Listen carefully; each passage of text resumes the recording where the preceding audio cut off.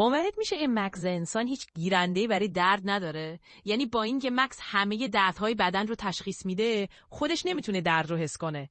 به همین خاطره که جراحای مغز میتونن در بعضی عملهای جراحی بدون بیهوشی کامل روی مغز کار کنند، چون مغز اصلاً سیگنال درد رو دریافت نمیکنه. باور نکردنیه مگه نه؟ مغز یکی از پیچیده ترین اندامای بدن ماست، فرماندهی که خودش در برابر درد مقاومه. میدونستی که قلب زنان به طور طبیعی سریعتر از قلب مردان میتپه؟ به طور متوسط ضربان قلب زنان حدود 8 بیت در دقیقه بیشتر از مردانه.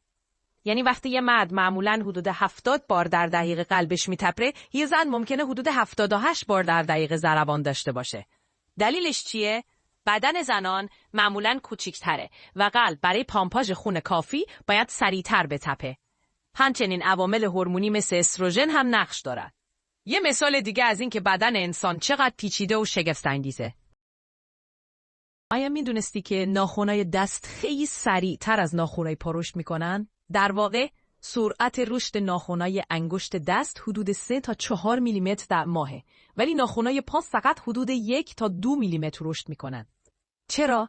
چون انگشت‌های دست بیشتر درگیر فعالیت‌های روزانه هستن، جریان خون بیشتری دارن و این باعث رشد سریعترشون میشه.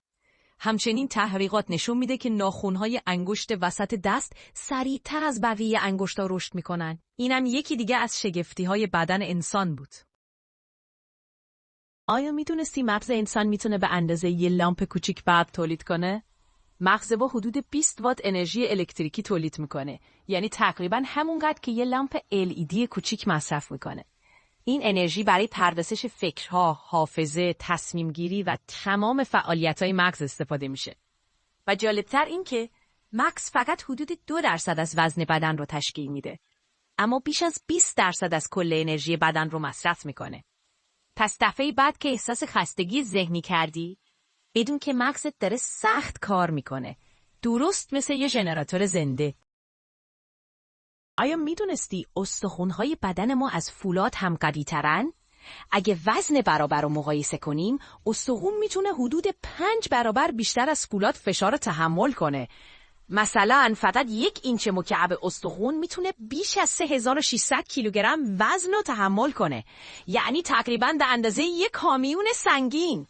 علاوه بر اون، استخوان‌های ما سبک وزنن، عمقیت برخوردارن و حتی قابلیت ترمیم خودکار دارن، چیزی که توی هیچ فلزی وجود نداره. پس اگه فکر میکنی بدنت ضعیفه، بدون که یه ذره طبیعی قوی همراهته. اگه از این دانستنیا خوشت میاد، کانال ذهن باز رو سابسکرایب کن. آره، خیلی باحاله.